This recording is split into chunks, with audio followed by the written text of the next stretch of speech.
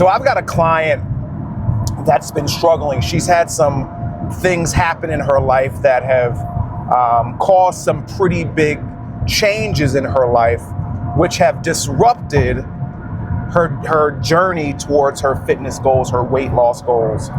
And there was something that we talked about that I think a lot of people can benefit from. So I said two things to her that made her start looking at her goals and looking at success different that I want to share with you. So I said to her, what I want you to ask yourself more frequently when you're going through these tough moments that have the potential to derail your progress, I said to her, I want you to say to yourself, I want you to ask yourself, how do you avoid disappointment in this moment? And the reason why I say in this moment is because this moment that you're in is truly the only moment that matters. So I said, I want you to ask yourself, in this moment, how do I define, that was the next question. How do I avoid disappointment? And the second question I told her to ask herself is, in this moment, how do I define progress or success? And these questions might be very indirect, and you may not fully understand what I mean by them and how to apply them to your own situation, but I'm going to give you an example. So let's say that your definition of success when it comes to your diet is to never, ever eat off your diet. Any little bit off your diet and you have failed and you are no longer a success.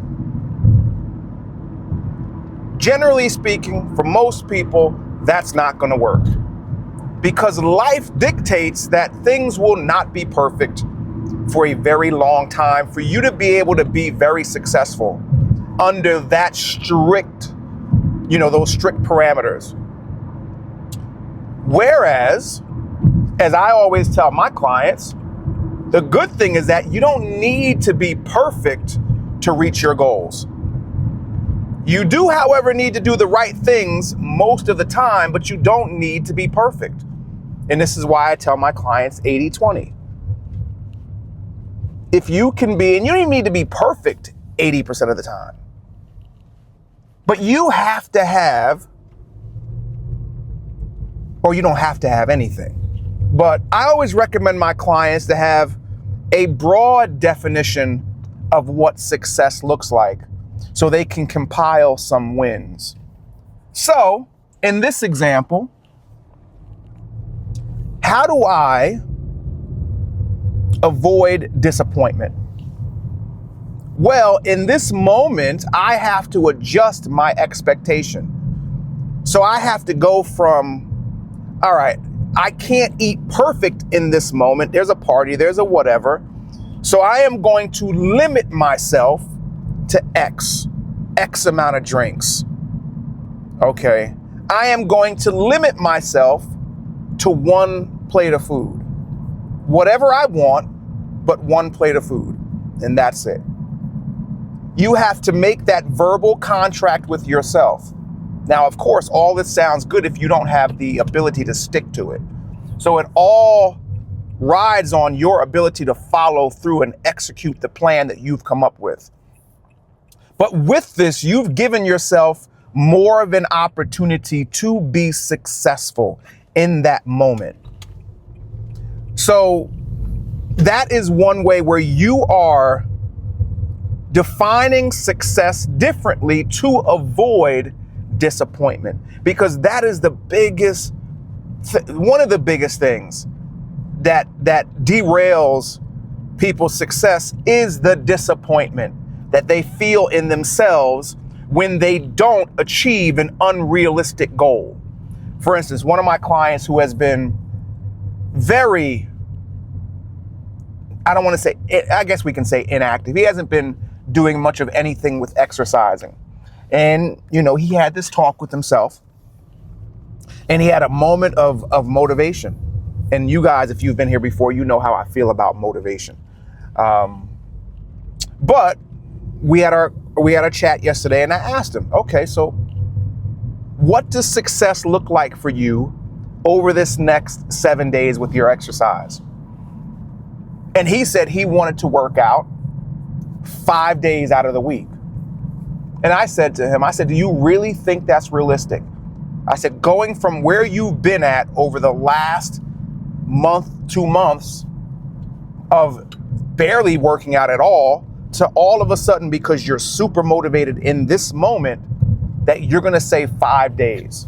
I said, your track record would point in the direction of that not being realistic. I said, you have nothing to back up that is going to happen. And I said, instead of us getting back together next week and you feeling disappointed because you didn't hit an unrealistic goal, wouldn't it be smarter to set a more realistic goal and then hit that goal, feel good about it, and then set another goal? So he was hesitant because he really wanted to go for that. And I said, look, you can set a range goal of saying, why don't we say you're going from doing nothing for the last month and a half, 2 months, 2 days of exercise this week would be a very good win. 1 day would be a win. I said, let's say 2 to 5 days. I said, you don't have to necessarily shoot for the 2 days. You can shoot for the 5, but let's set that goal at least 2 days, so that at the end of the week, when we get back together and we talk about the successes of the week, you can feel good about the fact that you accomplished something. And he was like, you know what? That does make sense. And I'm like, of course it makes sense. But it's, how do you define success in this moment to avoid disappointment? So I guess those are actually one question. I asked my client 2 questions, but it's technically one question. How do you define success in this moment to avoid disappointment? Because if we can avoid disappointment and we can stack more wins, we can then stack more wins, which ultimately will lead us to the consistency and the discipline that we need to be more successful. So let me know what you think about that down below in the comments. And if you need any help on your journey, click the first link below in the description. Fill out the form, and the 2 of us together will figure out what we need to do to get you from where you're at to where you want to be. And of course, as always, the first coaching call is free.